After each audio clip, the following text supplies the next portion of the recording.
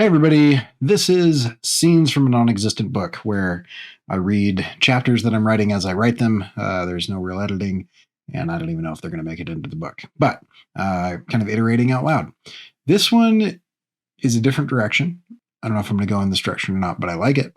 But it is tonally a little bit different. So we'll see. We'll see if we keep it. Anyway, if you're interested in this, make sure to go to coreykerr.com/email. The main problem with a secret society going on strike is the secret part. It's difficult to get anyone to care about your protest if they don't know what your organization exists.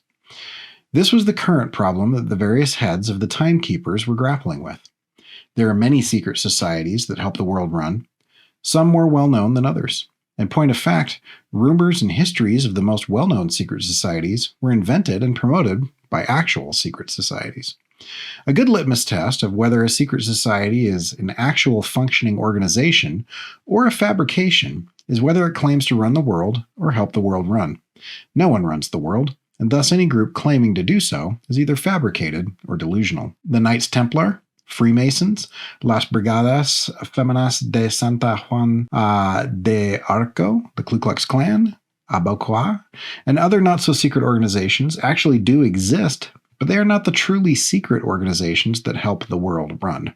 There are many groups that help the world run, but you've never heard of them, because they're actually secret and don't parade around in bedsheets or gather in buildings with their name and logo emblazoned over the front door. These truly secret organizations are essential to the world continuing to function. For example, the Holy Order of Sanitation, in conjunction with the Knights of Decomposition, are largely responsible to maintain the breakdown of organic matter, and without whom the earth would just start piling up with the dead, and the soil would lose all of its nutritional value. Or, and here I haven't written this part, but I think some other equally silly secret organization will go here. Whatever. The Brotherhood of Timekeepers is one such organization, and they had gone on strike. Feeling rather underappreciated and underfunded, the agents of chaos had organized and decided that they'd had enough. Most members of the order, like most secret societies, were born into it. These legacy members typically took on managerial roles. Dampening agents were usually recruited into one of two occupations: natural wet blankets and agents of chaos. Many wet blankets didn't even know that they worked for the order, but the agents of chaos were well aware. Wet blankets are people who suck the joy and creativity out of any situation. They tend to lengthen unnecessary meetings and drive slowly in the fast lane. At one point, it was thought that the entire population of Utah were dampening agents, but it turns out that they're just terrible drivers. Agents of chaos, on the other hand, actively enjoy messing with people. And before you start thinking of all those social media pranksters, everyone hates them, including the Order of the Timekeepers. Agents of chaos need to be more subtle, planting a laptop full of classified information or causing emergency doors to fall off of airplanes mid-flight, that type of thing. This works because a delicate balance of dampening keeps people in the present moment. Think of the last time you were driving a route you knew well and there was very little traffic. Your mind likely drifted, and you began daydreaming, only to suddenly be jerked back into the present moment when somebody cut you off. Take the economy, for example. Literally, humans could live in abundance if everyone believes the economy was doing well. Facts, stats, events don't change the economy. How we feel about those facts changes the economy. The stock market doesn't rise and fall mathematically. It rises and falls based on how people feel about it. People tend to self-organize and seek happiness. Without dampening, interpersonal conflicts tend to resolve, and people find themselves doing whatever they're naturally intended to do. Art and music tend to flourish, poetry is written, people love and make love, children watch squirrels and chase butterflies. It would be ideal, except for the human mind's inability to stay sane without opposition. Too long without concern, too much daydreaming, too little existential dread, an individual's perception of the present moment disconnects from the timeline and slips around like an excited puppy on a wet tile floor. And that's the key. It's a delicate balance. Too little dampening and artistic euphoria destroys our perception of the present. too much dampening, and Midwestern farms dry up as roving bands of hobos hitch rides on passing trains, and world leaders start tossing nukes at each other. It's difficult to find the right balance. The most difficult part of being in the Order is staying positive. This is hard because members of the Order are literally making everybody's lives worse. Every so often, an existential gloom sets in with the Timekeepers, so severe that people name decades the Roaring Twenties or say things like, I don't remember much of the 60s, it was a wild time. Technically, the decade wasn't wild. Time itself was.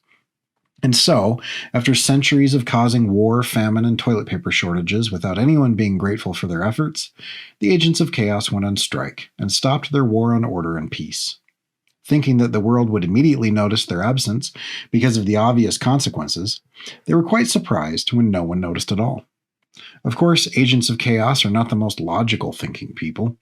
The hope that you'd notice the absence of people that you didn't know existed employed in occupations that you can't even conceive of is, of course, an illogical hope.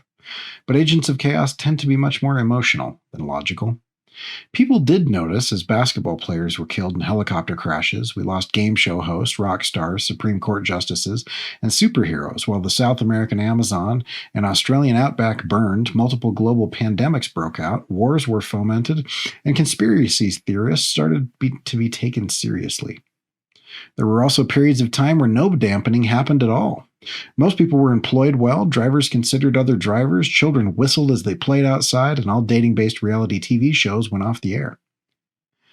While people noted this, and many listicles were written, no one knew the Timekeepers existed, let alone that they had gone on strike, and thus the strike was ineffective, and the heads of the Timekeepers tried to get everyone to come back to work. But they had gotten a taste of what it was like to not spread negativity. Many of them enjoyed the strike, and many did not come back to work. There had been many times in the past that they thought they had been exposed and it was all over. Someone wrote, "Sufficient unto the day is the evil thereof," and published it in the New Testament of the Bible. The Order thought that the gig was up. They thought for sure that everyone would figure out that a certain amount of evil or opposition or resistance or whatnot was needed to keep everybody anchored to the present moment, but it was too cryptic. Another axiom that the Order thought would ruin everything is, time flies when you're having fun. It would be more accurate to say, an individual's perception of the present moment drifts when they enter a creative thinking modality. But while it is more accurate, it doesn't have the same ring to it. Luckily, the public never caught on. But why would they? A secret organization keeping time timely is just weird. In truth, both of these statements are oversimplified, but very correct explanations of how time accurately works. The gist is this: to keep humanity moored to the present moment, a sufficient amount of dampening is needed. Without this dampening, everyone would revert to their natural state of creativity, daydreaming, and joy, becoming completely disconnected from the timeline as time flew. But time doesn't fly like a rocket in a straight and predictable arc. When time flies, it's more like a drunk butterfly erratically darting back and forth. And so, when the Timekeepers went on strike, and then too few of them failed to come back to work, time flew. People's attachments of the present began slipping, so the leadership of the Timekeepers all over the world packed their best blood-red robes and headed to Montana. So, that's that one.